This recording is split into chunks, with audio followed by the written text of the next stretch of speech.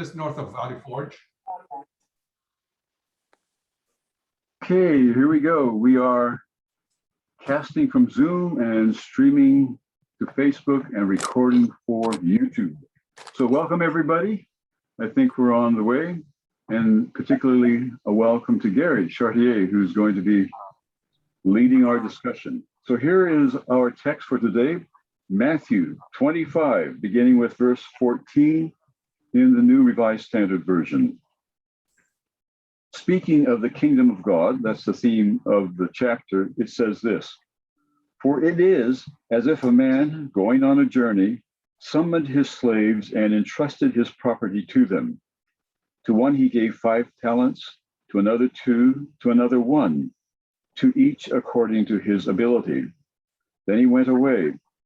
The one who had received the 5 talents went off at once and traded with them and made 5 more talents. In the same way, the one who had the 2 talents made 2 more talents. But the one who had received 1 talent went off and dug a hole in the ground and hid his master's money. After a long time, the master of those slaves came and settled accounts with them.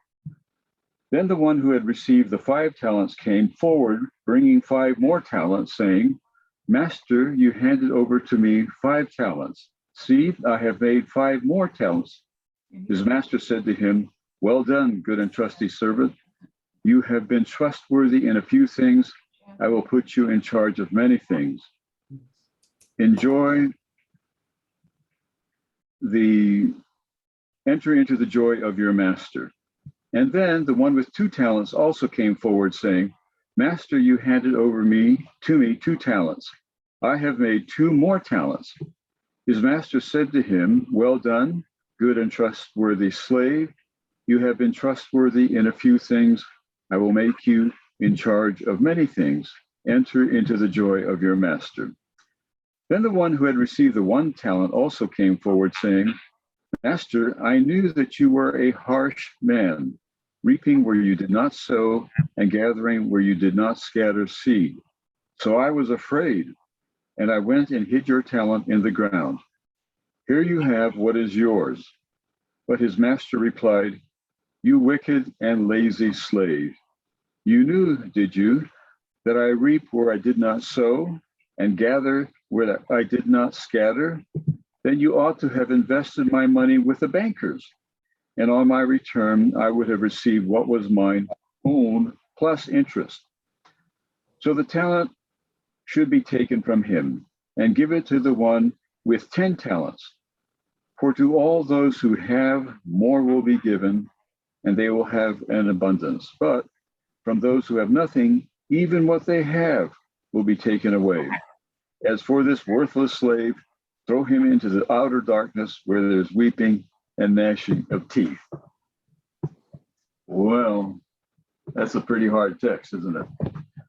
I would like to read a prayer this morning that James Arminius wrote in July of 1603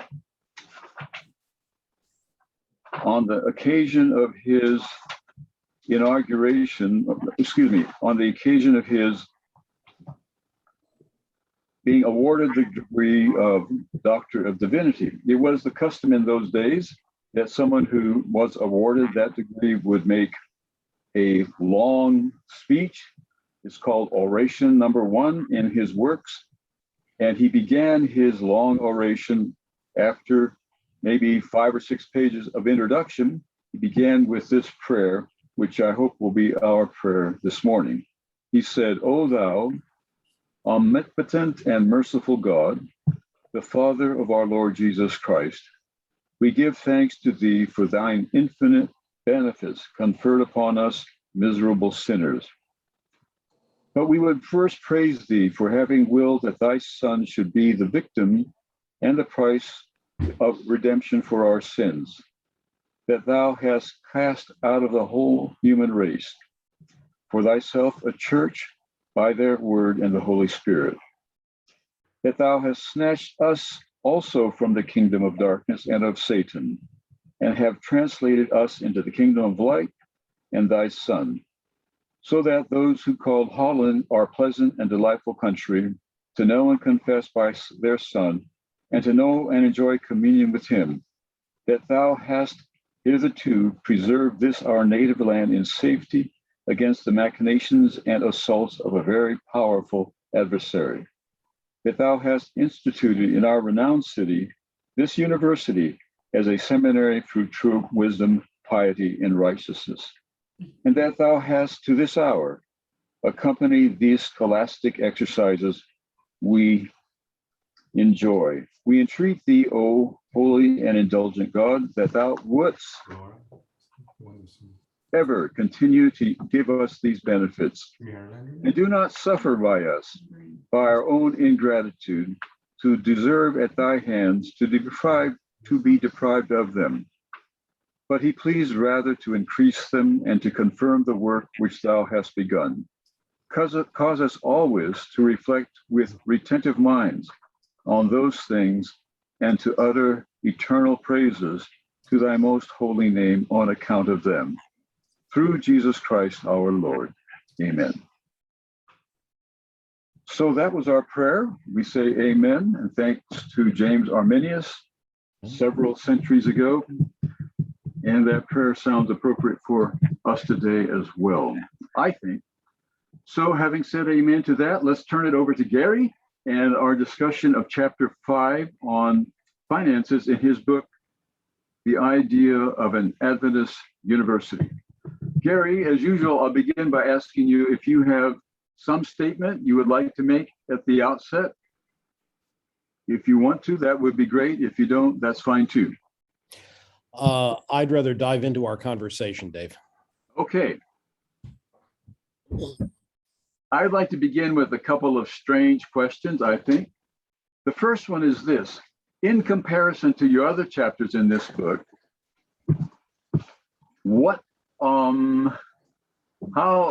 excuse me one second. I've been asked to make someone a co-host here. And let's see, I will do that right now. Okay, so now Bronwyn is a co-host. Let me see if Monty is here as well. I don't see him. If he comes on board, let me know. So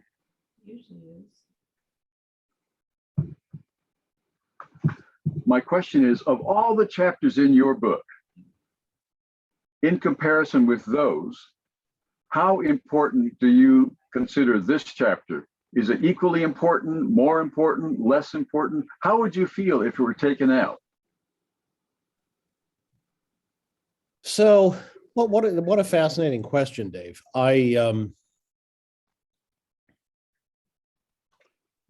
wrote about all the things that I thought, all the broad topics that I thought mattered when I crafted the chapters of this book. And I don't know that I regard any one of them as more crucial, perhaps, than any of the others. I will just say that clearly getting the finances right is pretty important as regards getting anything else right.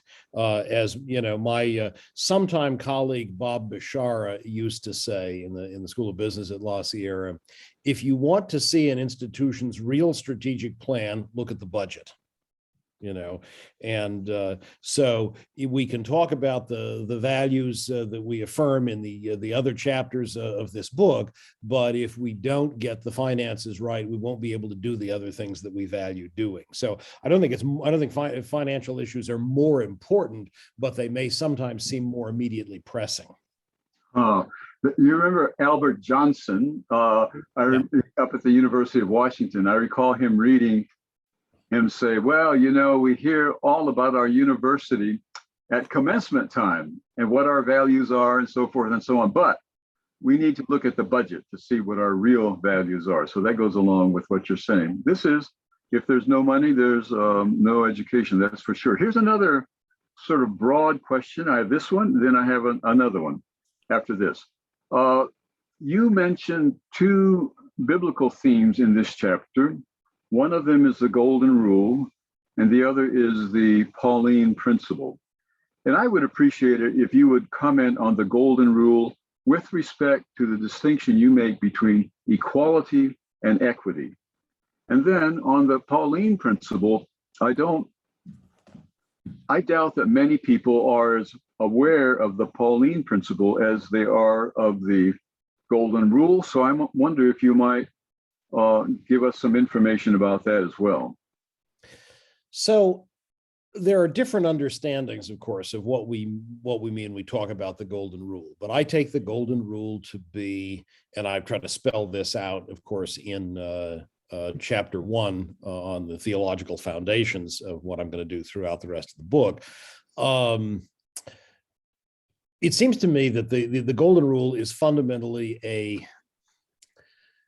principle that presupposes our moral equality, presupposes that we all are entitled to respectful consideration, and that enjoins us to choose in ways that are non-arbitrary. That the basic idea of fairness, it seems to me here, is the idea of non-arbitrariness, and I suggest early on in the book that we might kind of work this out in two complementary ways. I don't think we need to reject either of these. So, first of all, if we're going to make a distinction among the various potential beneficiaries or maleficiaries of our actions, those who are affected in one way or another or not affected, we can't, in the nature of the case, make choices that, necessarily involve or affect everybody in the same way. But if we're going to make distinctions, we need to do so in light of some genuine human good. So that's the first element here of non-arbitrariness. And the other is just a kind of test of non-arbitrariness that, has, a variety of forms. But, roughly speaking, I'd want to say, a way to test whether or not my action is arbitrary or not is to frame it as is to frame kind of the underlying precept that I'm following. No problem. Donna, you're coming through and we can hear you. The underlying precept as a general rule that might be applicable to ourselves or to others, as well as to those who happen to be affected in this particular case, and ask whether if, moral musical chairs were played in one way or another, we'd still be okay with that precept. So avoid arbitrariness both by having a good reason, referencing some genuine human good for distinctions that we might make, and choosing in ways that that are consistent with general standards we'd be willing to accept if they applied to us just as much as if they applied to others. So that's what I mean by the Golden Rule here, a general principle of fairness or non-arbitrariness that presupposes our moral equality, and that then proceeds in the ways that I've just described. So Dave talks about a distinction that I might want to make between equality and equity. And I guess the idea here is that the Golden Rule, I think, doesn't somehow mandate then that in any given case, any one of us treat everybody in the same way, but it does require that everybody be treated equitably. And I think that translates into something like non-arbitrariness in the way that I've tried to work that out. The Golden Rule is undoubtedly the most familiar element of Christian moral reflection, moral teaching, and at various points, for instance, in the New Testament, we find the claim being made that all of the precepts of the Decalogue, at any rate, certainly at least what following Calvin we tend to call the second table of the Decalogue, can be encapsulated in the Golden Rule. But as Dave notes, the Pauline Principle is perhaps somewhat less familiar. And so here we find ourselves, the expression, the Pauline Principle, seems to go back to the philosopher Alan Donegan, who is the first person I'm aware of who uses the expression this way. Now, other people have used it to refer to completely different matters, different things drawn from Paul. And so give me just a moment here. I'm just looking for the exact language that I want to quote here. So the Pauline Principle is our, we're drawing here on the fundamental conviction that St. Paul expresses, that we don't want to choose evil, right? That it is perhaps unavoidable in some sense that what we do may result inadvertently in evils of one kind or another. But what we don't want to do, at any rate, is to choose to bring about evil. And so we find the language that St. Paul uses then in Romans 3 relevant here. And so give me a moment to pull that up on the screen.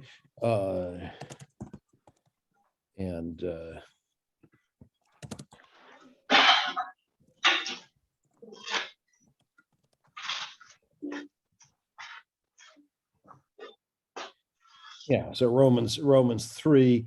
And so here we find St. Paul dealing with folks who are challenging his integrity.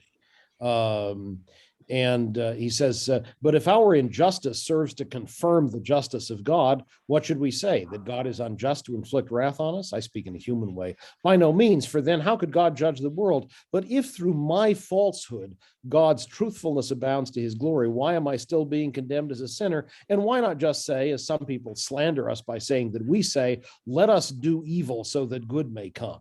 Their condemnation is deserved. And so St. Paul is saying, no, none of this doing evil that good may come. We may, again, I think it's just unavoidable in the world in which we find ourselves, choose in ways that turn out sometimes to have, undesirable, negative consequences, but we can at least avoid choosing in ways that make those consequences our objectives. And so trying to achieve some good by attacking some basic aspect of human well-being, and perhaps not just human, but we can bracket those issues for the moment. So the Pauline Principle then is the principle, don't do evil in order to bring about good. Okay, thank you. Just to hammer away at that nail a little bit longer, is it easy quickly to think of an illustration of the violation of the Pauline Principle in any kind of life? And then how might the Pauline Principle be violated with regard to institutional finances? I think we can think of particularly extreme. So let me offer, what may be, a particularly extreme example. First of all, just to highlight the kind of reasoning that one might employ here. So I'm a very virtuous person, let us suppose, and I really want to accomplish something valuable in the world. And I am, as it happens, the sole heir of my miserly Uncle Charlie. And I'm aware that when Uncle Charlie dies, he's going to leave me a sizable sum of money, and I'm going to I know because I'm such a virtuous person that I'm going to donate a large quantity of that, a large fraction of that money to various good causes, perhaps all to Loma Linda University. And so I want to bring about this good of my donation. So I just start slipping arsenic in Uncle Charlie's coffee so that, he'll die more quickly. And instead of his holding on to this money, I can donate it to the university. And, by George, Uncle Charlie dies more quickly than he otherwise would have. And I make the donation because I'm such a virtuous person, and all is well. Right. I mean, it seems to me, a fairly straightforward example of violating the Pauline Principle. I really have, let us suppose, a genuine desire to do something worthwhile. Maybe I don't, but let's just assume for the moment that I do. Nonetheless, I'm seeking to achieve that goal by attacking this human good, in this case, Uncle Charlie's physical well-being. So we might think of that as it's an excellent illustration. Yeah, I hope he does that so Loma Linda can get the money. That'd be fun. Now, what might be an illustration of violating the Pauline Principle in the realm of institutional finance? That's a harder question, I think. Yeah, it is. I mean, I do think that as a general matter, questions of institutional finance are questions about fairness of one kind or another. So I think they're golden rule questions more than they're Pauline Principle questions. I do think that some kinds of, at least some kinds, some people might say all kinds, and we can bracket that question, but certainly at least some kinds of lying are inconsistent, I think, with the Pauline Principle. And so it might be the case that, I say knowingly, misrepresent the institution's intentions with regard to a certain program to raise money for that program. That might be an instance of violating the Pauline Principle in the sphere of institutional finance. Okay.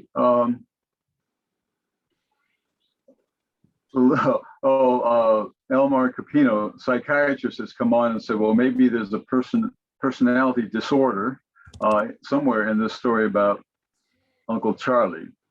And Gary has just responded, indeed. All right. Now, you mentioned the notion of fairness. And so here comes another really, I would think, eccentric question, but I'll try to answer it anyway. And I'll try to question it anyway. And that is, I don't want to answer it. What would John Rawls think of your chapter on finances? Now, I know you've written a whole book on this topic, and it's not fair of me to ask you to summarize that book in a second or two or 3 or 4 minutes, but you mentioned the word fairness. We have mentioned the word equity. Justice as fairness is a major theme in John Rawls's writings. So I wonder, could you first of all tell us a little bit about who John Rawls was and what his work was about? And then maybe tell us what you think John Rawls would think about your chapter. Yeah, so John Rawls was a moral and political philosopher who taught at first Princeton and then Harvard University Cornell, I guess, rather, and then Harvard University for a very long time. I was a graduate of Princeton, and was profoundly influential on the next generation or two of moral and political philosophers writing in English, educated many of them, and was a dialogue partner for many of the others. Rawls was a very influential teacher, I think probably because he was, as far as I can tell, just a very gentle and decent person who exerted through force of personality a great impact on those who learned from him in person. And at the same time, exerted, I think, substantial impact through a number of his early articles, and then through several books, most notably A Theory of Justice and Political Liberalism. And what Rawls, I guess would have said, and there's a Rawls industry devoted to sorting out just what Rawls was up to, but what Rawls seems to have thought he was doing, at least by the time he began to work out his ideas in later books, like Political Liberalism, was to spell out the underlying logic of liberal democratic societies, the kind of moral ideas that were central to liberal democratic societies, and show how we might understand those. And so Rawls, is particularly famous then for articulating in A Theory of Justice, but then kind of nuancing in later work this idea that he called justice as fairness. And what he's trying to do is to show there what he calls the basic structure, that is the underlying institutions, the institutional design of a liberal democratic society, what constraints that institutional design ought to be subjected to. And so building on what is obviously a kind of golden rule model, a kind of universalization model, Rawls suggests that we test the character of this basic structure of society using what he talks about as people deliberate, the image of representative members of the society deliberating, as he says, behind a veil of ignorance, with the idea being that people are unaware of many, many distinguishing features of their own individual circumstances, and also, and this has been controversial, their various beliefs about the world, and that we should, so that justice as fairness then is the set of constraints on the that we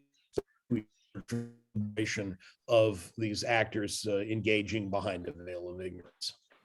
That's perhaps as much as we need to say about Rawls for now, unless you want to push more there about the specific details of Rawls's views.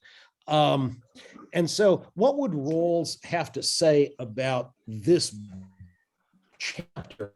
So I'm not sure about that, right? So when I say fairness, I should be clear, I mean adherence to the golden rule as I've already described it, which may or may not be just the same thing that Rawls has in mind when he talks about justice as fairness. The other complication, again, remember, is that for Rawls, justice as fairness is the way we think about the basic structure of society. And it's not necessarily, I think, for Rawls, at least not obviously for Rawls, what we do when we try to sort out individual questions about fairness for ourselves or for individual institutions within the society. It's really about law and related matters. So I'm not confident that Rawls would say we can move from how we'd think about the basic structure of society to how we'd think about any individual institution in the society, like, Loma University. I do think if you want to try to draw connections with Rawls's views, that the important thing to emphasize is that the golden rule and Rawls's, understanding of deliberation behind a veil of ignorance are at any rate cousins. There are enough different ways of understanding the golden rule, and probably enough different ways of thinking about just what to make of Rawls's view as well, that I hardly want to say they're the same view, but they clearly embody the same general sense of moral equality and non-arbitrariness. Okay, thank you. Sometimes I've tried to emphasize to my students the importance of Rawls by saying, well, he's too moral philosophy what the Beatles were to popular music. And I think he's had that kind of impact on the field. So yeah, I take your point though. It's an important point that he's looking at institutions as such, and your chapter is about the lives within a particular institution. So that's a helpful response to me. Now, next question. Your chapter describes the two purposes of the university as teaching and research. And yet, typically, the purposes of the university are described as teaching, research, and service. And throughout your book, you have left off the service amount or service entity. And I wonder if you could respond to that. Sure. So we very regularly talk about the three-legged stool of teaching, research, and service. But this generally, as I understand it, is a matter of what we understand to be the responsibility of the faculty member. And so the faculty member has a responsibility of engaging in research, of engaging in teaching, and of serving the institution. Right. So I don't think that the three-legged stool is ordinarily a matter of understanding what it is that the institution does, but of what individual faculty members do. I do think institutions serve, and I address this at some point in the book. I do think, but I think the way universities serve is precisely by engaging in teaching and scholarship. That is, they contribute to the intellectual and moral and cultural formation of students, and they contribute to intellectual discourse in the various academic disciplines and in the wider society. That is, a university, to say that the university engages in service is not to say that the university has a kind of running mandate to go just engage in, sort of random bits of community service. Rather, it's to say that the individual faculty member is to serve the institution and quite possibly the various communities of which that person's part as well. And the institution serves, I think, by doing the things it does as an agent of learning. And so it seems to me it's probably not quite right to say that service, understood in some more general sense, is what the institution does, without understanding the way in which it serves in particular through its mission. Yes, I've sometimes thought that saying teaching, research, and service implies that teaching and research as such are not service. So we have to do something in addition to teaching and research to be serving the community. But it may be that we are serving the community best when we do the best we can do in the classroom and in our research work. So yeah, I can see that point. Now, you call your model for administering the internal affairs of an institution's finances the responsible model, which implies that I'm sorry? Responsibility. To say the responsible model might imply others weren't, yeah, so responsibility. No, I'm sorry, I misspoke. I meant to say responsibility model, which implies that other models are not characterized by responsibility. And I wonder what you find to be the distinctive features of the responsibility model and why it's so very important. Yeah. So, and this term is not original with me in this context. In the world, the no doubt arcane world of higher education budgeting, this is called, I think the kind of the common term here is responsibility center budgeting. So I don't claim that what I have to say is original in this regard at all. So the idea, I take it, behind responsibility center budgeting is one of, I think, of fairness. And it's a matter of fairness, I think, because the model says we don't want to impose costs on the unwilling across the institution. Different kinds of institutional activities obviously carry costs of one kind or another, which either do or don't contribute to the fulfillment in various ways of institutional mission.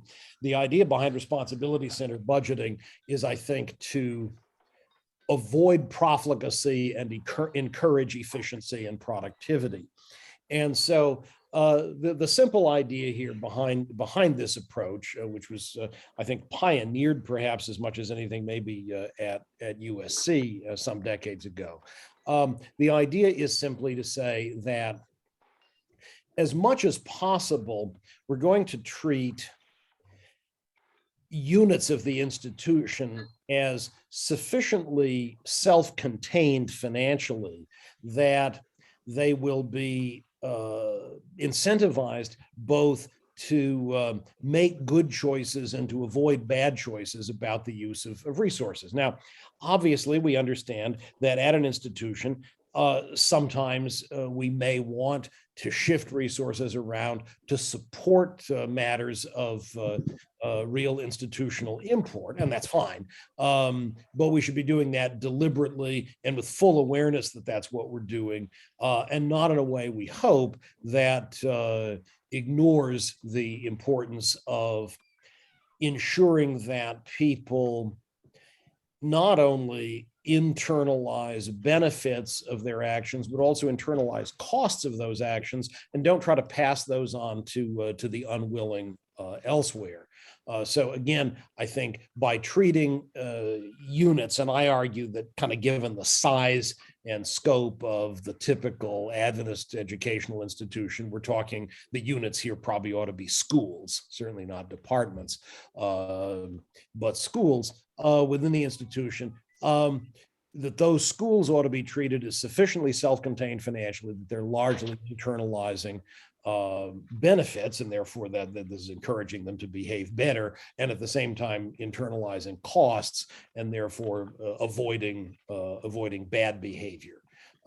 Again, doesn't rule out the possibility of shifting resources deliberately among schools for various kinds of institutional benefit, but responsibility center management is rooted in the idea that we want, at least in significant part, to internalize costs and benefits. Okay, let me see if I can, if I understand this correctly and put it into concrete terms. Now, it seems to me that many universities collect tuition. Central administration collects tuition.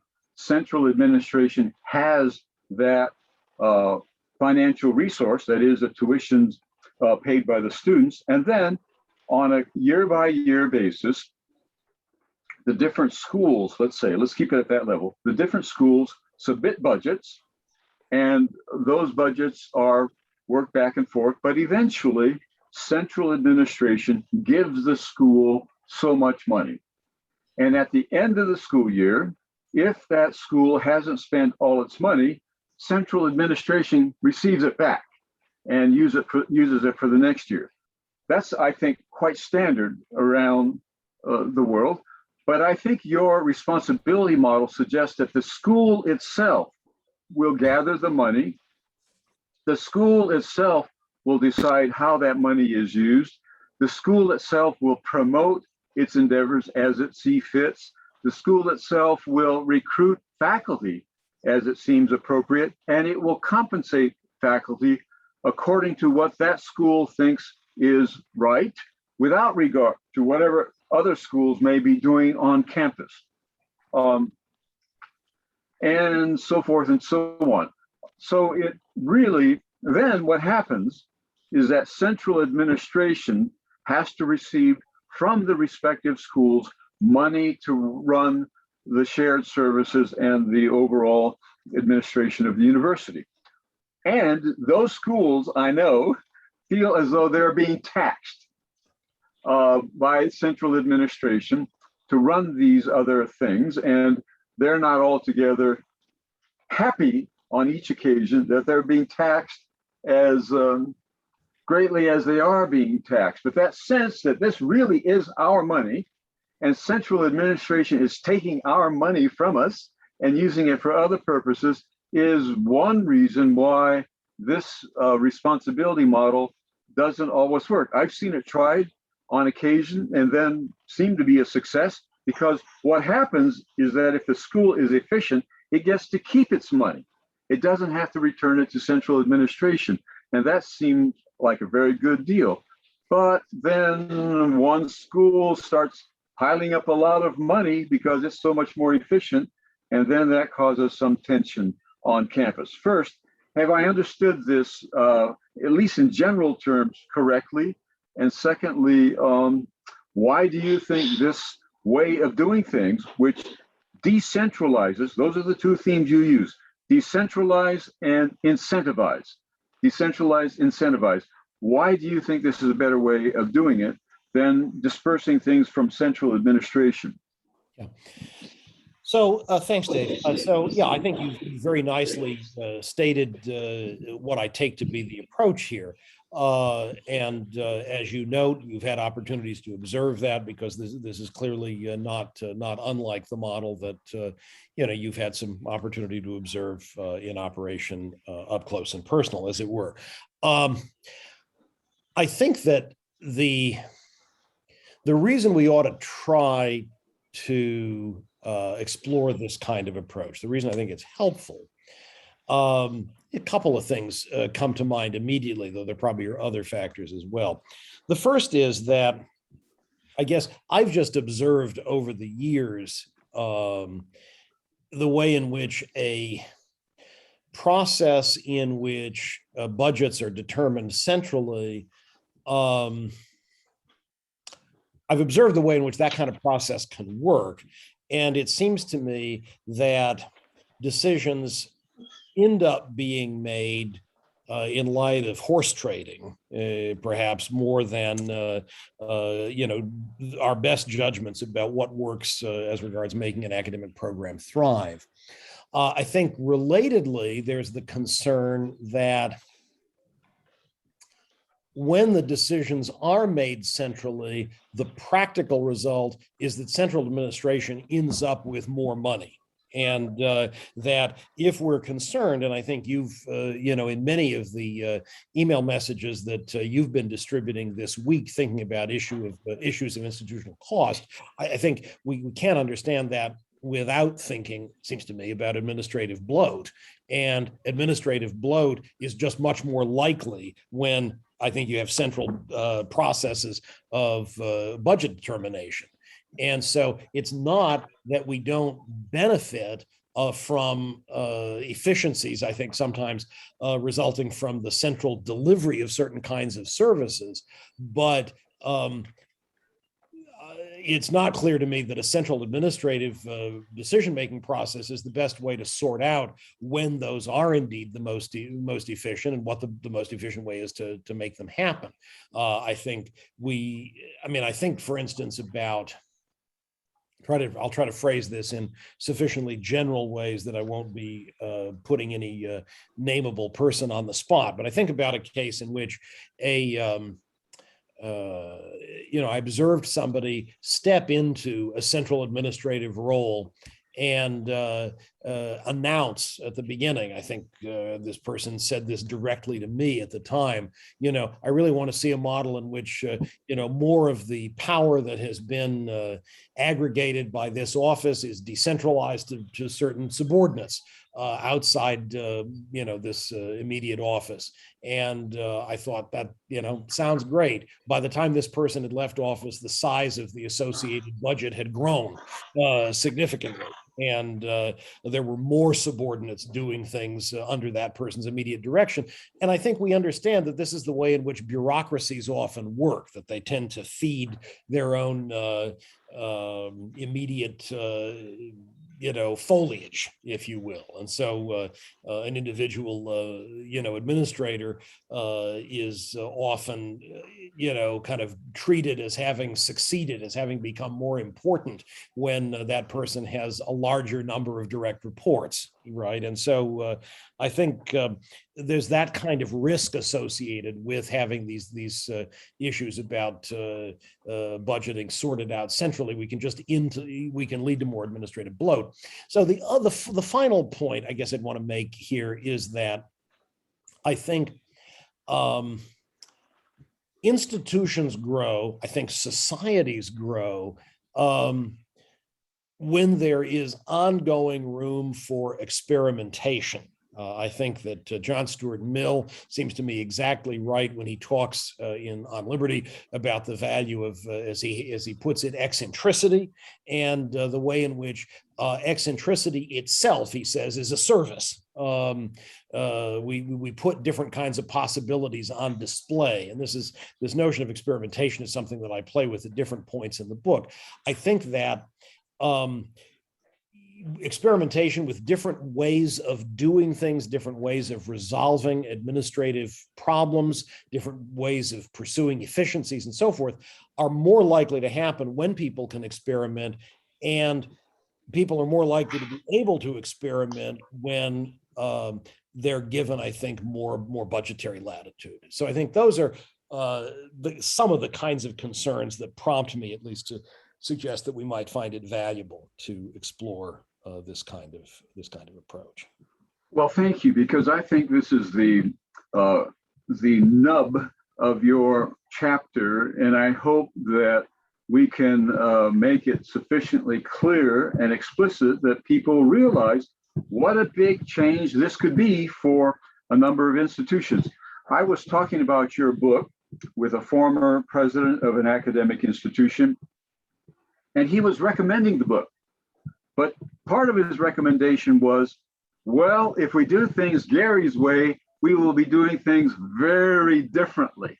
And so I just want us all to be clear that this idea that the school will be the primary intaker of money, the primary disperser of money, rather than central administration, and the schools will contribute to central administration rather than central administration taking in the money and then distributing it to the schools. It's a very, very different model. And if people don't pick up on everything we've said today, I hope they pick up on that we have one kind of administrative structure which makes central administration key, and then we have another one that makes the schools key.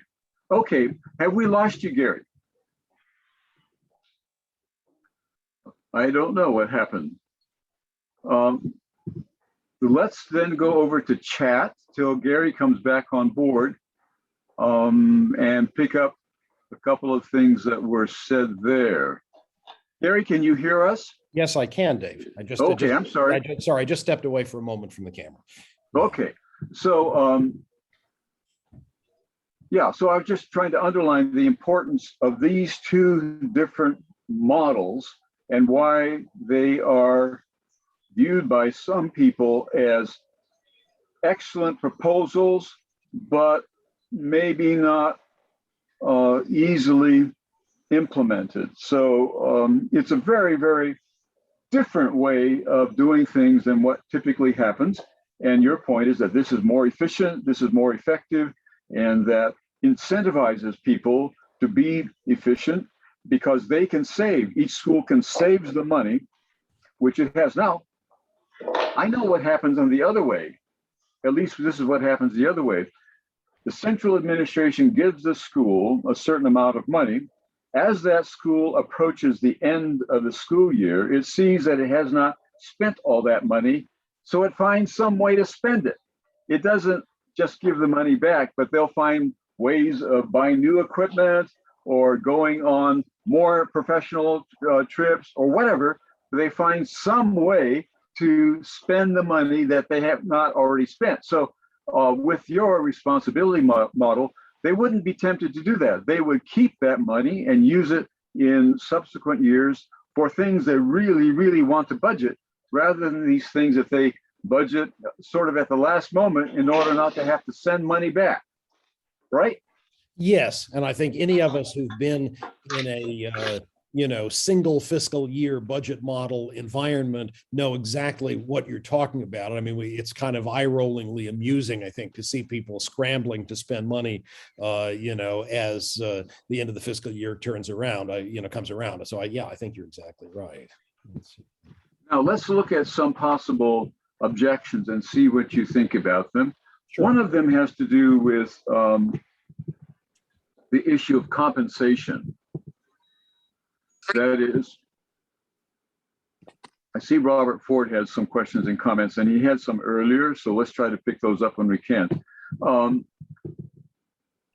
One of the areas is compensation, and one of your points is that the school should be free to develop compensation packages that are best for that school, even though they may be quite different from the compensation packages at other schools. Furthermore, you indicate that within the school, there might be significantly different compensation packages for each professor in the school, depending upon how much it costs to get that professor and how important that professor is to the overall program. And you say that if one professor is receiving much more than the others should not begrudge that.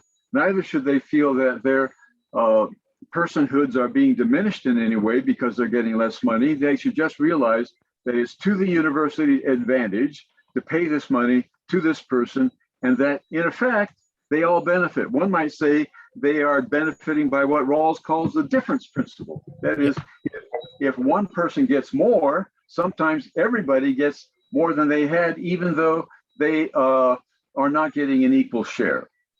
So, but what about this issue of compensation? I really know that if one professor has enough money to send his or her youngsters to Mammoth for skiing, and another professor doesn't, if one professor has enough money to send the schools over to Italy for the summer to enjoy the cultural advantages in Italy, and another one doesn't, if one professor has enough money for his child to arrive on the high school campus in a brand new car, and the other professors don't, these all do have a debilitating impact on the whole idea of cordiality, and it has a corrosive effect on the collegiality of the group, or so I think. How would you respond to that? So what I'd want to emphasize is that however we answer the question in a given case, right? So, I mean, I think, look, if we find ourselves really undermining institutional effectiveness with a given compensation stance, then of course that ought to be taken into account, right? And so if in a given case, what we're doing does get in the way of institutional effectiveness by, breeding very kind of toxic relationships within the institution, we certainly ought to be aware of that, and that ought to be reflected in how we structure things. What I want to emphasize is that it is just that issue of institutional institutional effectiveness that I think we ought to be emphasizing, right? So that if the institutional mission is such that we really do want to pursue excellence in a given area, and the way in which we're going to do that, let's say in a graduate program, right? We want to, we really want the people in that program who are great teachers. We want people who are going to attract graduate students with their research, who are going to be impactful with that research elsewhere. And it just turns out that institutionally, we do need to invest more in that program to attract and retain those people. Then, either we can decide, well, it's not worth it for the institutional mission. We really don't want to pursue that. That's not important enough for our mission to do that. Or we decide that that is precisely what we need to do, and that that therefore leads to the relevant differentials. I think we can go either way there. We just need to make the decision, I think, with our eyes focused on how a given set of budgetary choices designed to attract and retain faculty members will impact our ability to pursue and achieve the institutional mission. We're not, I think it's really important to say, we're not here to treat inputs as the basis for our compensation decisions, but rather outputs. The outputs in this case being the ones that really do impact the institution in a particular way. So as long as we're focused on institutional outcomes, then I think we, then just have to ask in particular cases what will yield those outcomes most appropriately, most effective. Okay, so a lot of questions are jumping up on the chat that we need to attend to, and you can see them. I have lost track of my way of telling what time it is, so I'm going to have to try to wander around the house and get myself a timepiece. But I want to indicate a couple of things. One, I have seen it the case that when there have been great differences in compensation packages between schools, that has caused some level of discomfort and some sense of self-disesteem. Okay. I have also seen, though, even more of that when they are within a single school. And I would say that the difference between what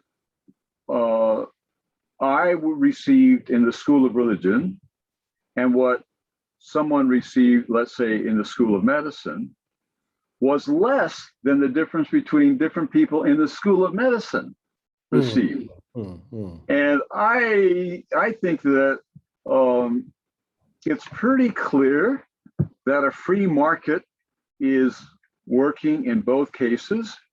If we need a clinician that has a particular skill that only 3 people in the whole world have, we will pay what it takes to get that person. And I can understand that. But I would think that would be exceptional. In any case, I'm wondering, I'm pushing back on this. Of course. And I want to push back a bit in this way. The criterion that we are being asked to consider by your chapter is what's best for the university. That's all. What enhances the university's effectiveness? That's the standard all the way through the chapter. But my question is, what about the university stakeholders? Isn't the well-being and the fruitfulness of the university only one of a number of ethical considerations? And shouldn't the well-being of other stakeholders be taken into account for their own sake and not be sort of, let me use some different language. The stakeholder interests should not be hypothetical, but categorical. Let me put it that way. And I wonder what you think about that.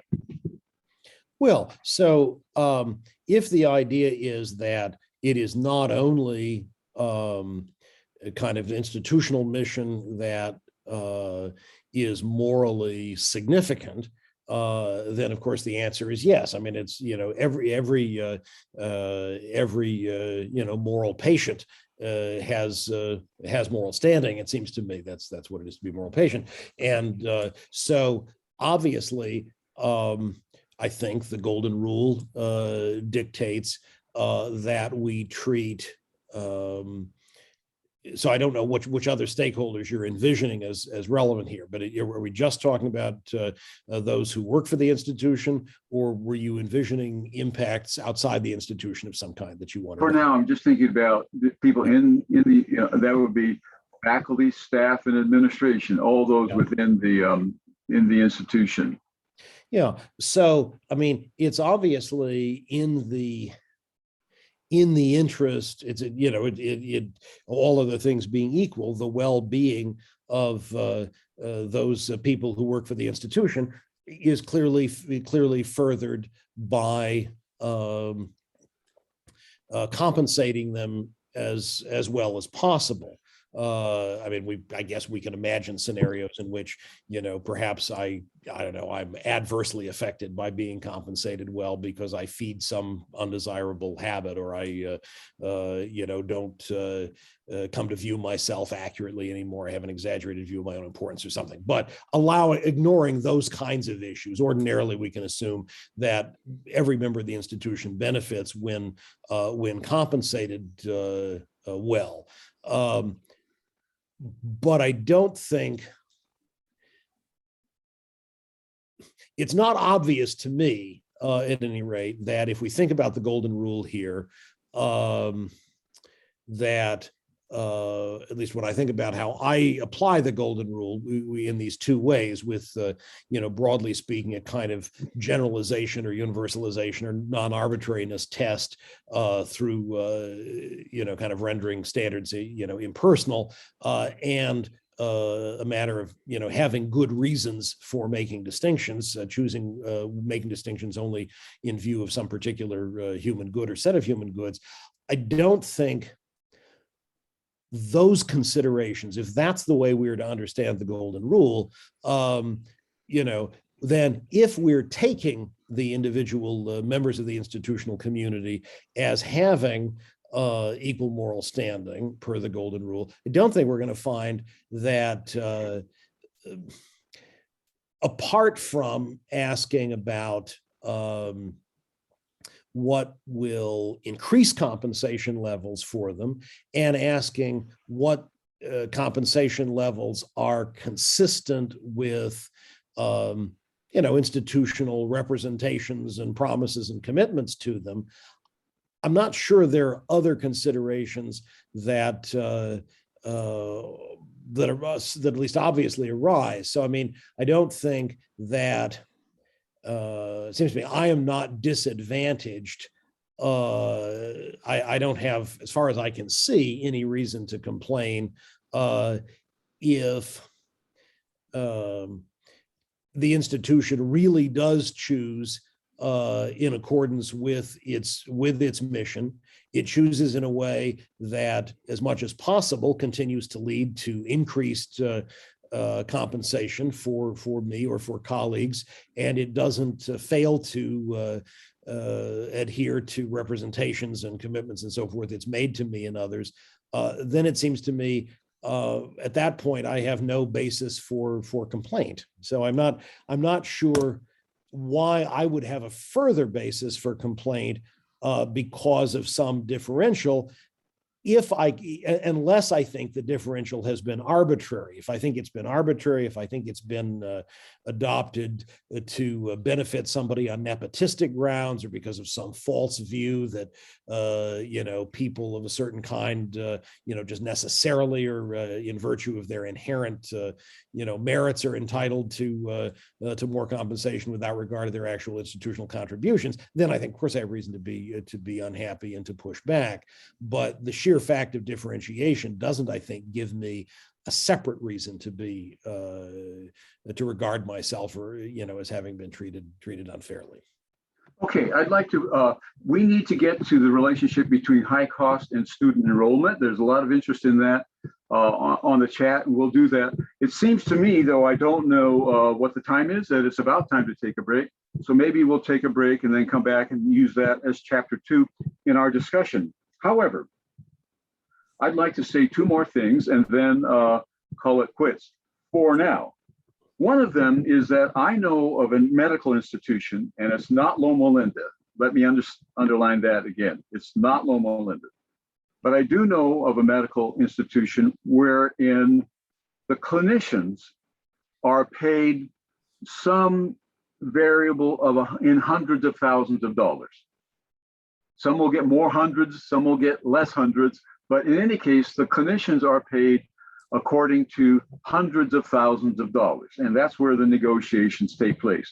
How many hundreds of thousands of dollars am I going to get? But the administrators are being compensated according to millions of dollars.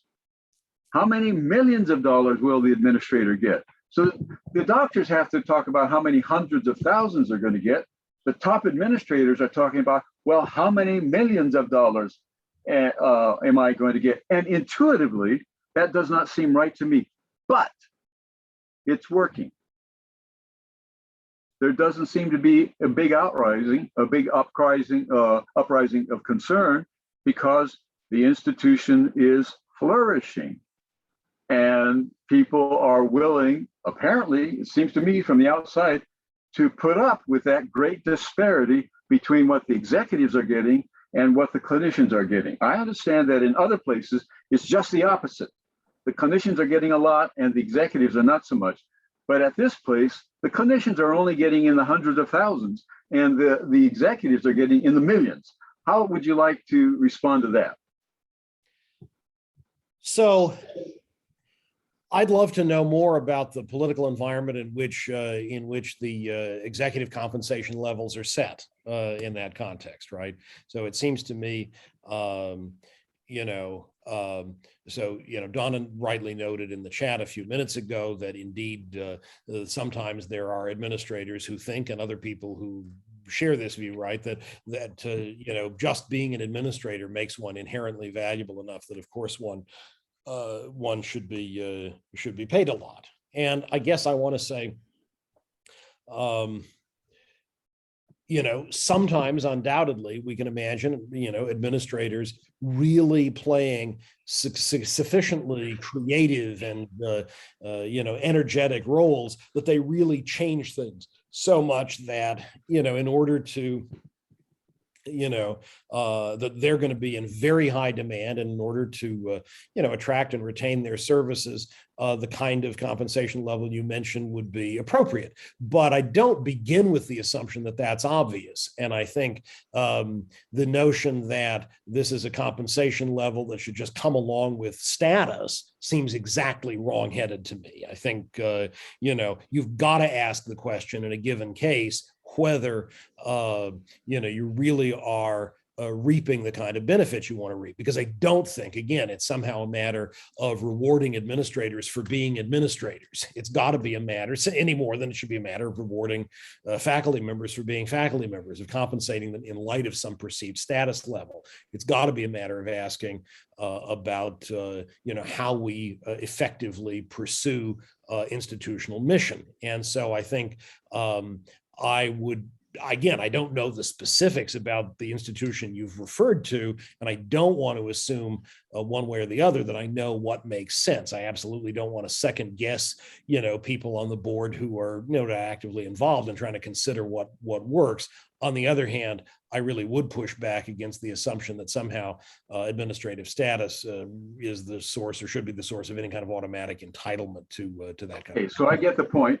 The issue should not be the person's rank, but his or her effectiveness or contribution to the institution. Now, one last thing from me, and we will take a break.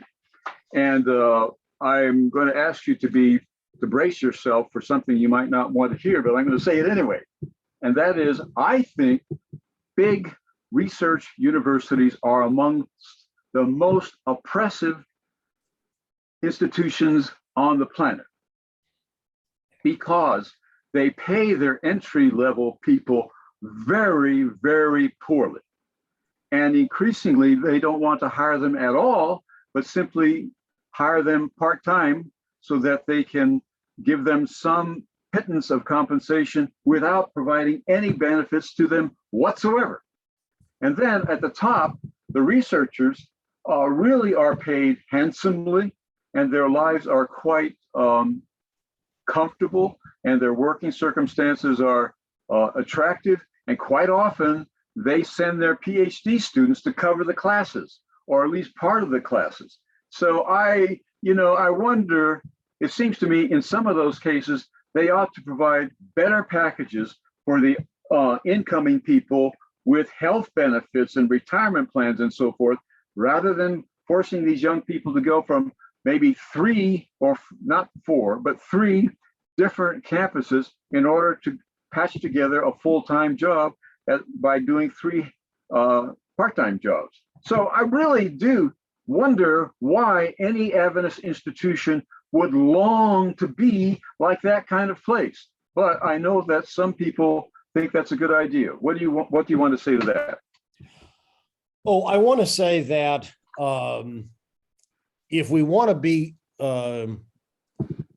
if we want to be a research institution, say at Loma Linda, I'd look at the model of the research college, like Pomona College, or a really good research university, like, say, if we're sticking with the U.S., like Princeton, that really emphasizes connection between undergraduate students, for instance, and senior professors, that doesn't create the kinds of gaps between those professors and students that I think we do see at some other research institutions. I don't think ultimately I would want to be the kind of subject to the kind of vicissitudes that that adjuncts so often are. I think that's it's a pretty bad way to live. And I certainly think, in principle, the more we can move toward creating stable full-time positions there, the better.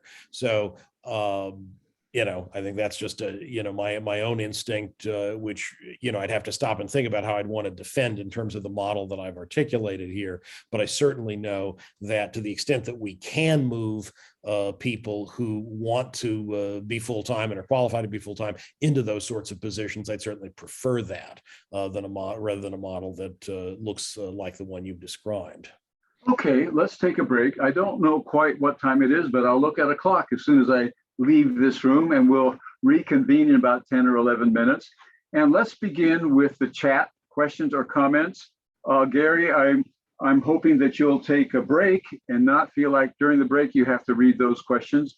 You can do that after the break, but you need to have a little bit of a rest here as well as the rest of us. So let's take 10 or 12 minutes, and we'll come back and we will talk about the things I've been worried about, and that is, how can our people pay for the educations they need when we are charging so very much? That has really been on my heart this week, and I hope we can talk about it after the break. So whatever time it is now, 10 or 11 minutes from now. Thank you.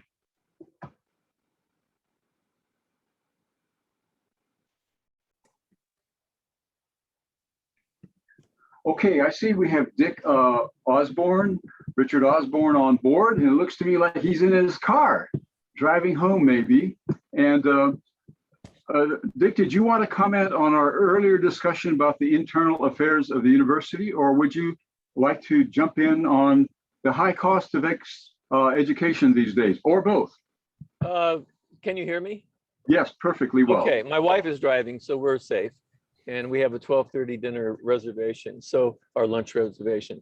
So I don't want to minimize the cost issue and the tuition issue, but I wanted to provide some facts about what the reality is. The reality is that the sticker price and what students actually pay is huge difference. I was looking some of this up last night. U.S. News and World Report reported that at La Sierra, 76% of their students in 2019 got financial aid. And in fact, the average student annually was getting close to $20,000 a year in student financial aid compared to the $34,000 tuition cost. Of course, you have to add in the living costs there. What we need to realize is that there's tremendous money available for those from lower income and lower middle class income areas. And then there are loans that are coming after that.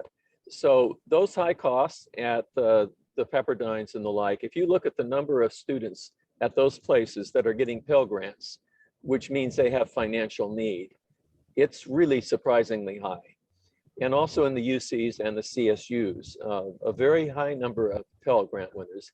And I think that La Sierra, since it's local here, has a very large number of students that get Pell Grants, which means they come from needy families. I like to look at student debt. So after students been through 4 or 5, 6 years, you don't look at 4 years anymore. You usually look at 6-year graduation rates. At La Sierra, that typical student loan is $27,000, and La Sierra's and the PUC's is about $1,000 more than that. But then I like to look at the cohort default rate. Are these students able to make their payments? And that's a key indicator in the accreditation world that we look at to see, okay, you lend a lot of money out, students borrow a lot of money, but are they able to make the payments when they finish? And at La Sierra, that is 4.2%. The national average is 7.2%. PUC at 7%. So students are basically at very high numbers able to pay off these $27,000 loans that they have accumulated.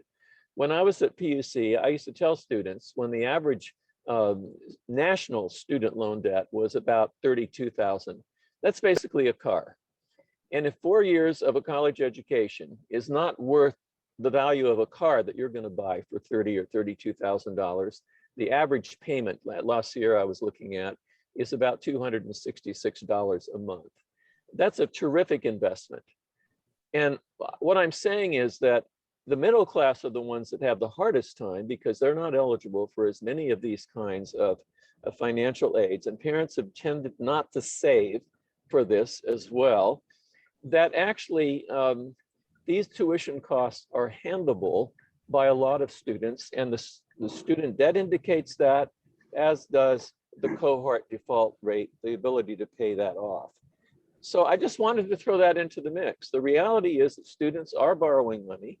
The average is $27,000 at these two Adventist institutions, and nearly 28 at PUC. The problem comes when they then go to graduate school, where there isn't this kind of aid available. That's where the money really gets racked up. A student going to Loma can rack up $300,000 in debt for a medical student, maybe even more. And they have higher income to pay that off. But when you accumulate the undergrad with a master's degree, let's say in social work, which doesn't pay very much when a student comes out, it limits the ability of students to enter some of these social service and lower paying teaching jobs because of the debt. So I'm not trying to minimize the debt, but to argue that for undergraduate, it's very possible for a person from lower income and lower middle class income to be able to go to an institution that charges that compared to a community college or a California State University, which of course we're all contributing to. The reason their tuition is lower is because as taxpayers, we have made a commitment to making sure that community colleges are basically free. The CSUs are a little more and the UCs are a little more, but they're still an amazingly good deal compared to a USC or a Stanford, where the tuition costs are extremely high.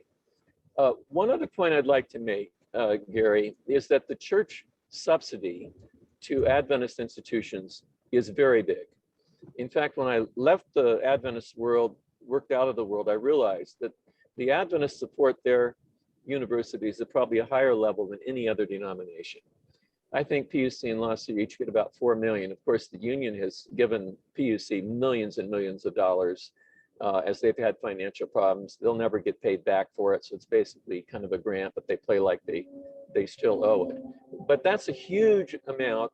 At one point, I actually tried to calculate what kind of an endowment would you have to produce a $4 million, or the total subsidy I calculated for the whole North American division. And it was hundreds of millions of dollars that it would have taken an endowment to be the same as the kind of monies that were being given by the church. So I think that's a big part also of the financial operations.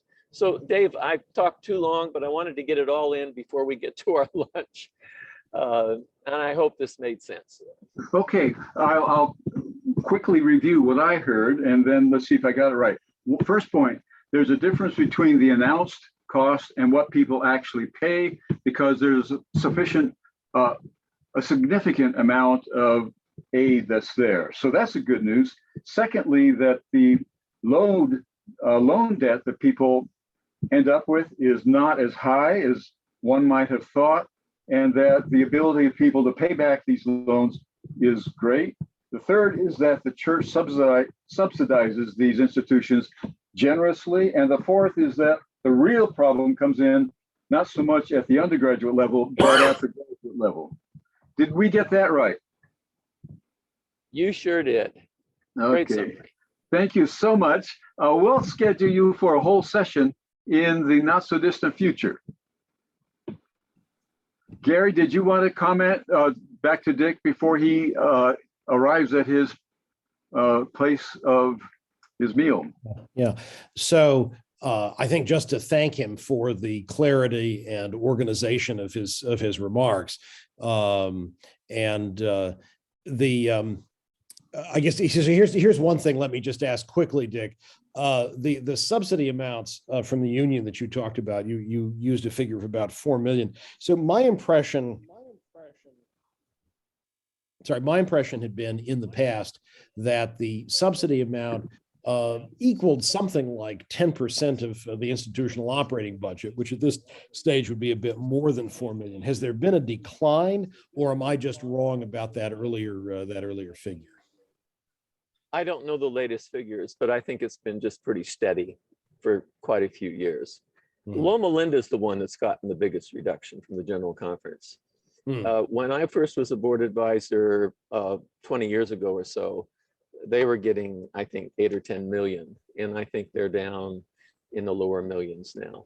So the General Conference has really, of course, the question is, if you're not going to give money, then how can you tell an institution what to do? If you don't have an investment in the institution, what right do you, as a General Conference, to bully Loma Linda around if you're not investing in it anymore? And it is a very low amount. It's under 5 million, I think now. It's about half what it was. Of course, as taxpayers, we've done the same thing to the CSUs and the UCs. The CSUs are now getting about half what they did a decade ago. And so that's why tuition has increased at the CSUs, the California State Universities. And the way they've made up the difference is by tuition increases, by going out and raising money, but several of them accepting international students at high numbers, because those are cash paying students and they charge more. So that's how they've balanced their budgets. Thanks, Dick. Anybody else want to jump in with a question or comment for Dick before we let him go? Yes, McKinley here. McKinley. Both, thank you very much for Gary and perhaps Dick. So I want to just take the conversation back to Dave's last email on Friday, and his first question to Gary and Gary's answer on the importance of universities' finances, but also the viability of Adventist university education.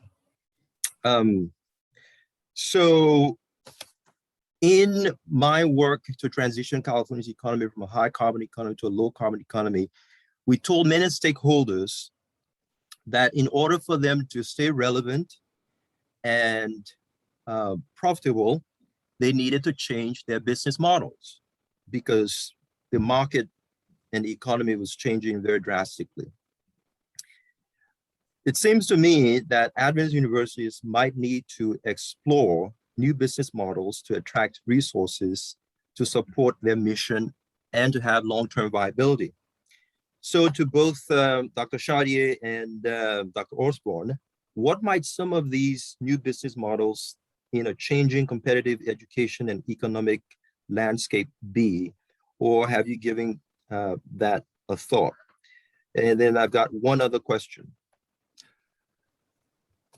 Okay, Dick, you should be arriving at your destination pretty soon. Do you have time to respond to this? Yeah, we got another 20 minutes. Well, I've always believed that there ought to be more collaboration between the Adventist institutions, that you could, through a shared service model, save a lot of office support that is needed.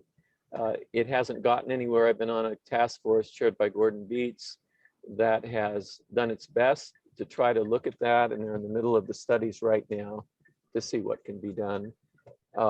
It's tough slogging and not easily done. So that's one thought on that. But on the business model question, I don't want to say too much because we're just right now doing due diligence on this. But that is offering more, I hate to use the word products because educators hate that kind of language. Gary will be very comfortable with that kind of language. But we're looking at the possibility of some workplace certificate programs to supplement the traditional AAs and bachelor's and master's degrees. This is a growing trend of helping employees that may not want to get a college education, but want to get certificates, badges it's sometimes called, for workplace opportunities. And there are a lot of these opportunities right now, which may provide for some income sources, revenue sources for institutions. They're right now doing due diligence with a company that might be able to offer that for Adventist colleges. And that's news that's hot off the press. This is like only a few days old. Okay, so some certificate programs are in the works. McKinley, really swiftly. Oh, yeah, I thought the guy was, okay, here's the other question. Yeah, this is a little different. In the discussion about the responsibility model and the central budgeting model, How might grants work? Grant funding usually works with funding to a central administration, and then the work is done by the department or the school. At my old agency, the Energy Commission, the California Energy Commission, whenever we funded research at the UCs or some other university around the country, the funding was to the university central authority and not to the school. So how might grant funding and administration work under the responsibility model? So it seems to me that as long as, you can imagine, I guess, different ways of structuring institutions legally, but as long as there's a single corporate entity that is a given college or university, then I think unavoidably the grant funding that the institution receives is going to come to that central entity. At the same time, it's almost certainly never going to be the case that it's the central entity that has applied for the grant, right? The grant is going to be a product of, is going to be a response to applications by particular teams of people within the institution. And in the nature of the case, those teams are going to be the folks who are, in fact, administering the grants and implementing the programs envisioned in the grant proposals. So I think legally speaking, if you've got a corporation that is Loma Linda University, then that's the corporation that's going to receive the grant. The grant can't go ultimately just to, say, the School of Medicine, because the expectation is that central administration is the guarantor that that money isn't going to be misused. And so I think at the same time, it's going to be the School of Medicine that's in fact overseeing the implementation of the grant. Essentially, that's what we see right now. And I wouldn't think that in any very obvious way, the adoption at a place like Loma Linda of responsibility center budgeting would change that. Okay. Thank you. Thank you, McKinley. Dick, do you want to comment on anything else? Particularly, how about the issue of compensation of faculty? Well, we were talking about adjuncts, and you know what they're called, the freeway flyers. They fly from one institution to another to cobble together a living. And it's been part of the financial model to save money, to be frank.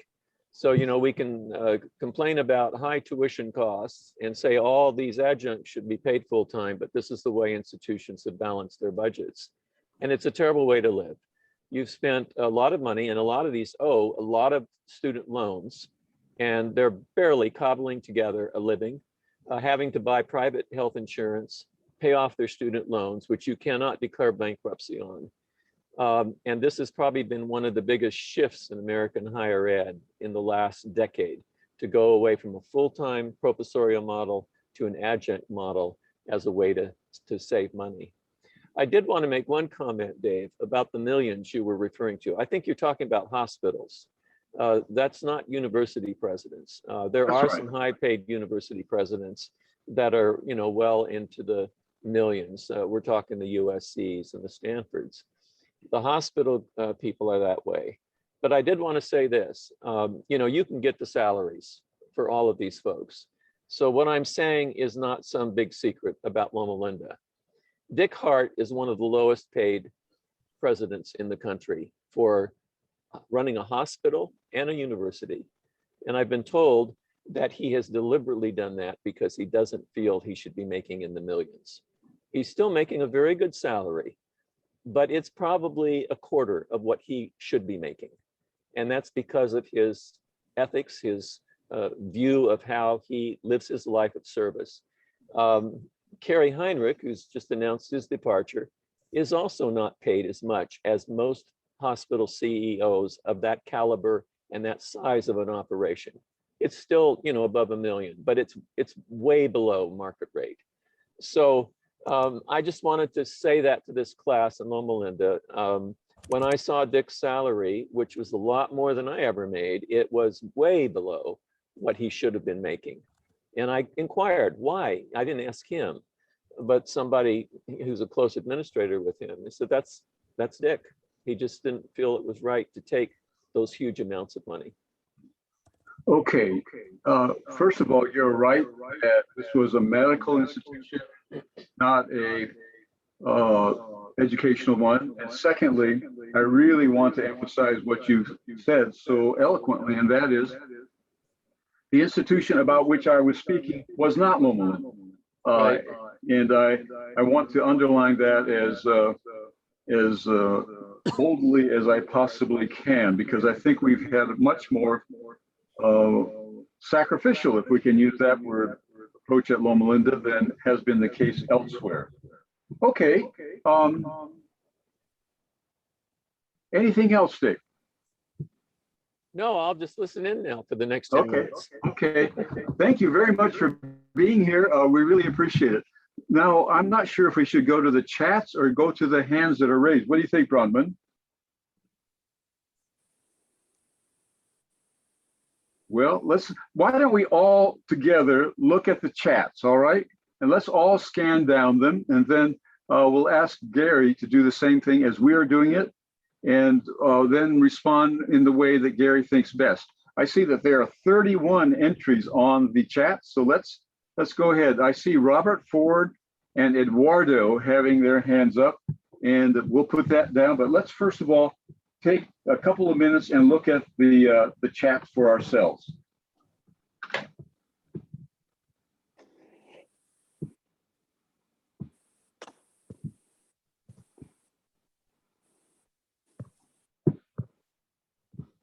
Say, Dick,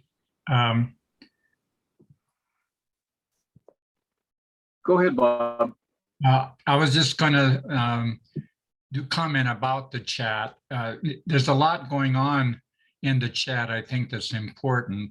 One of the big issues is the whole concept of service. I know you got into some discussion about whether institutions are just about teaching and research, about service. I know Juan Belliard and Cupino, we talked about community engagement. And I just want to ask a broader question. What is the mission? Gary keeps talking about what is the mission of the institution. Now, many elite institutions, and I've taught at an elite college, and I've taught at a state university, and I've taught at an Adventist university, and their definitions of missions are really quite different. I felt really, when I taught at Utah State University, I found out that the football coach got over $1 million, but the social work professor got under $100,000. It really hurt me. And that's just on compensation issues. But what about Adventist institutions today? What is their mission? Doesn't it include engagement with the community? And what about its engagement with the church? What is its goals there?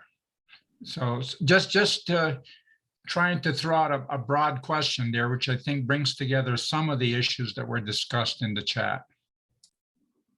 Okay, Gary, do you want to respond to that? Yeah, I mean, again, I don't try in the book to argue that there's a single, mission that every Adventist institution of the kind I'm talking about should embrace, right? So it seems to me that that's something that has to be sorted out on an institution by institution basis. My own, if I'm sitting not as a commentator on the broad institutional scene, but as a faculty member participating in a conversation about this at a particular university, then I'm going to say, I think the contribution that the institution makes by way of serving the church is first and foremost twofold, right? It's a matter of enriching the intellectual life of the church and contributing to conversations within the church about what, cutting edge thinking about a variety of issues might look like. So the institution is one of those places then where the church does its thinking.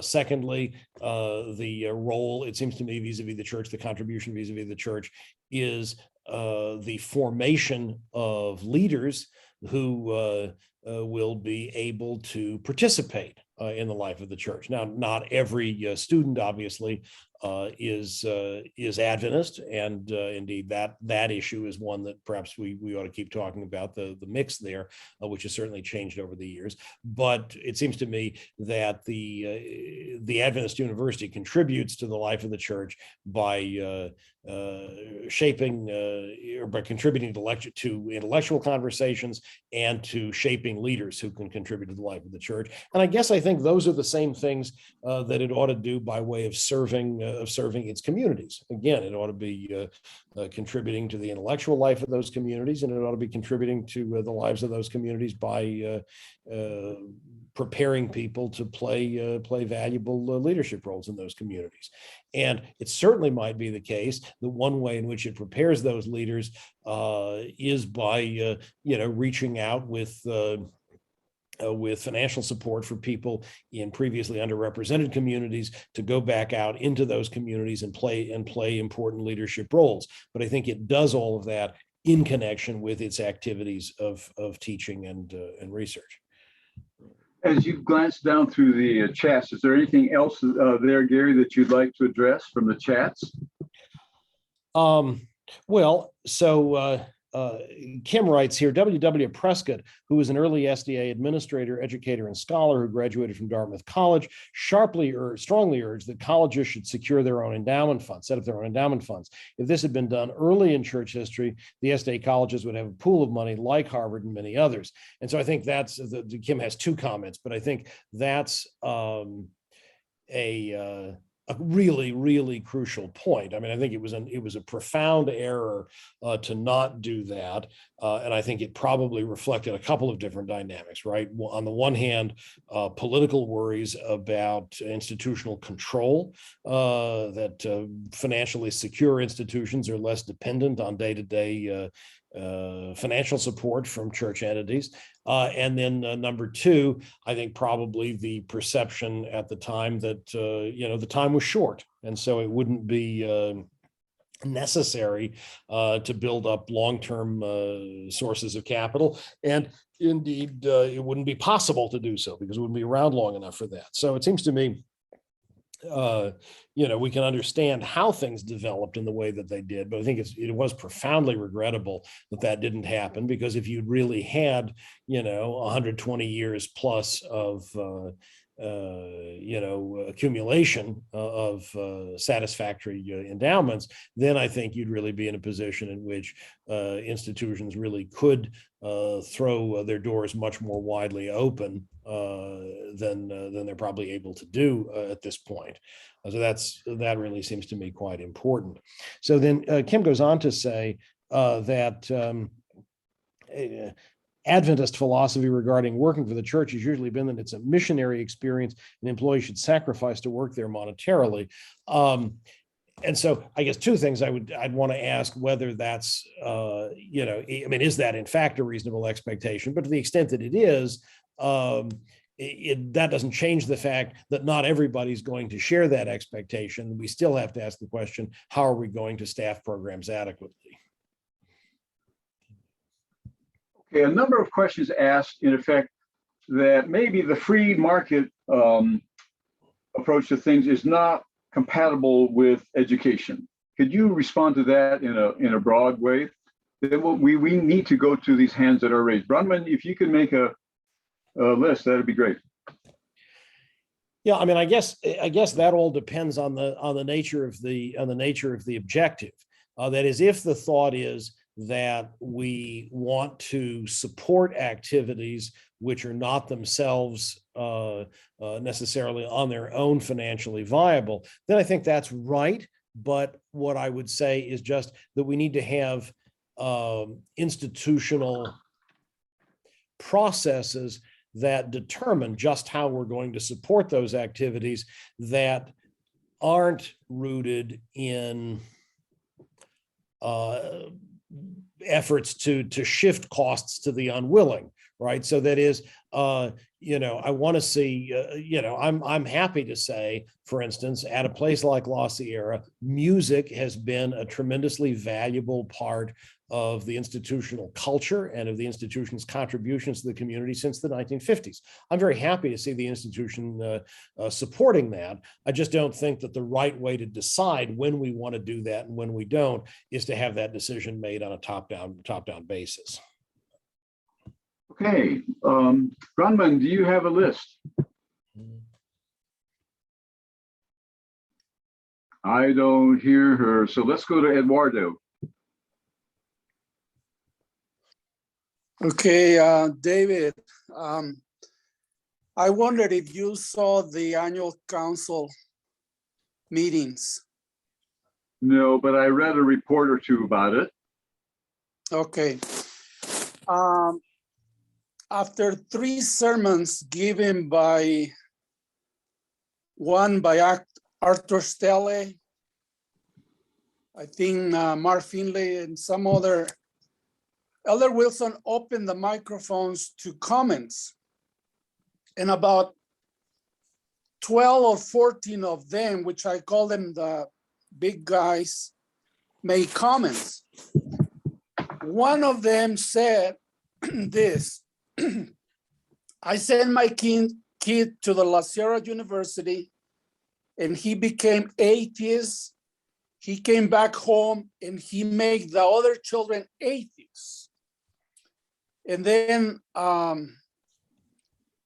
if you see the participation of them, they blame the education system. And Ella Simmons said, what are we gonna do about it? And Elder Wilson say nothing.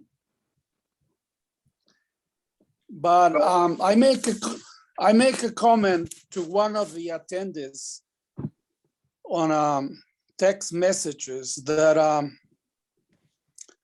Elder Wilson ignored the policies, because the policy says clearly, whoever teaches against the teachings of the church need to be dismissed. I recommend highly to everyone to see the comments of those 12 delegates, because almost all of them blame the education system of the church, even John Paulson. And I think that we should pay attention to what is coming to the mind of our young kids in the church. Okay, I'd like to respond to that in 3 ways, and then let's see what Gary has, and if Dick is on board, let's see what he has to say. Number 1, I think one of the advantages of the other schools is that they don't have church leaders publicly attacking them. That is really, really bad for church leaders to attack our institutions. That demoralizes the institutions. It helps to reduce the number of people who go to them and the number of money they receive. So if these people have concerns, then they should take them directly and discreetly to the institutions and not besmirch the institutions in that way, which has been going on at least for 25 years. And the institutions are kicked and kicked and kicked like savage dogs again and again and again by our leaders. And I think they are not helping at all. In fact, they're being very harmful. Second point, if a student's faith is so weak that it is destroyed at La Sierra University, it's very weak indeed.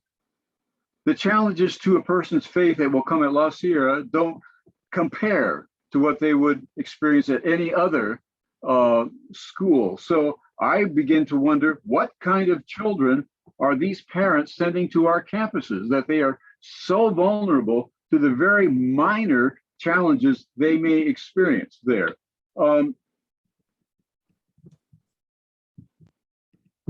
I think I'll just leave it at that. Gary, do you want to respond at all to what Eduardo has said? So I'm sorry to see that Dick, I guess, has finally left us for lunch. It seems to me that it's very hard to respond to the specific example, Eduardo, that you mentioned, because I don't know anything about the facts, right? I don't know anything about that student or that parent or any of the dynamics in play there.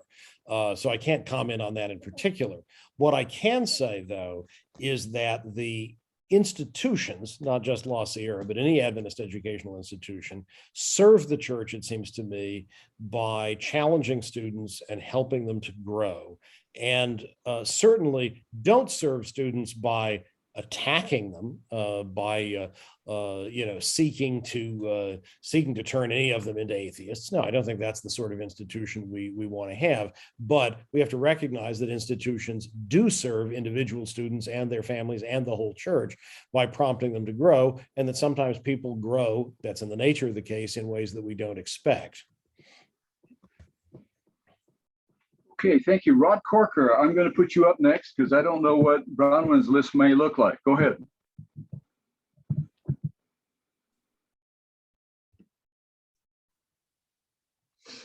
I just make a couple of comments. I don't have answers, but this subject matter I find very dispiriting, very discouraging, because underneath it all are profound issues that are deep within our spiritual selves or lack of spiritual self. These issues have a lot to do with vision and human frailty. Now, having said that, in my time as an executive at Adventist Health, executive salaries were pitched at around 70% of market. The idea there was a little under the radar. We could justify that to our Adventist brethren and colleagues, is that we weren't greedy, administration wasn't overreaching. We were, in fact, underneath the top and flying underneath the radar. But that radar was actually market compensation. So I felt that was quite defensible that our executives were pitching salaries and taking about 70% of what they could do if they put themselves out on the market. So there is a capitalist enterprise here. There is a market that has to be recognized. The market is what the market is. Now, one of the things that in my reflection, a couple of things that I struggle with and still gore me is the amount of money that executives can get when they underperformed and brought in lawyers to negotiate their severance packages, and they got millions. And Adventist would pay for the lack of disruption. They didn't want publicity.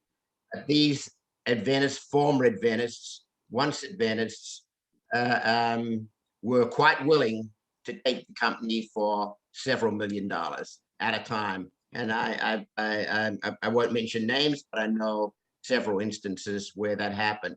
Now, in terms of lost opportunities, the thing that bothered me and still bothers me is that as Adventist Health, we spent millions of money seeding groups, seeding doctors, IPAs, physician organizations. I can't remember once that we put money into an Adventist medical group or a group of doctors that wanted to establish themselves in medical practice. We invested in community doctors with no real regard for Adventist heritage, and we did that with millions of dollars. It's not that money wasn't there, but there was no material link between our graduating institutions and, as I saw it, and our, say, Adventist Health West Systems West systems. We had board representation, which I'm telling Klaus a little bit out of school, but it gets to human frailty. There was a good deal of tokenism, a good deal of goodwill, but when it came to materially working together, Adventist Health and Loma were very cautious of each other, very suspicious of each other. The physicians did not have the same alignment and interest as Loma executives, for example. They didn't represent the real interest of doctors who had very different and diverse interests, which we can understand happens. So the inability to get behind some kind of greater Adventist good, greater Adventist mission that would tie these institutions together never really materialized. And many of us sat in many of those meetings trying to get some vision together, that it never really has happened. I have great hope that Kerry Heinrich might change that, moving from Adventist Loma Linda to being the president of Adventist Health, and having that joint background and division, I think is a very promising move and one of the bright spots in my reflections over recent years. But when I contemplate that Loma Linda in my time, 2 out of 3 primary care doctors went straight to Kaiser. We were training our competition. As a strategist, it seemed absurd. We were putting no money back into Loma Linda, and there's no real material flow of dollars back and forth because the people didn't have the vision and that commitment that we'd like to see to an Adventist cause, a greater Adventist mission, is not shared by many, maybe even most of the executives that we have in leading our organizations today. And I'll finish with just one that you can watch and see what happens. Adventist Health has invested in an organization called Blue Zones. They have committed hundreds of millions of dollars. It's not an Adventist enterprise. Blue Zone is hiring people, which is a wellness program that have no Adventist background, are not trained in or given an Adventist history. They know nothing about Adventist, but they're representing in the background this Adventist organization and their commitment to good healthcare, quality healthcare, consumer satisfaction, with virtually no preparation or training in the Adventist message, the Adventist heritage, the Adventist history. They're being hired off the streets, being told what to do, scripted what to do, and there it goes. The amount of lost opportunity here is tragic. Tragic. But it gets back to who's got the vision and how deep is the commitment of the Adventist body. You know, and maybe in healthcare, it's somewhat a reflection of ourselves, of our own Sabbath school, of our own people. And it gets back to revitalization. I'm going to trick you, but I don't know how you revitalize people around a collective Adventist mission. I don't know how you do that. Wow, thank you.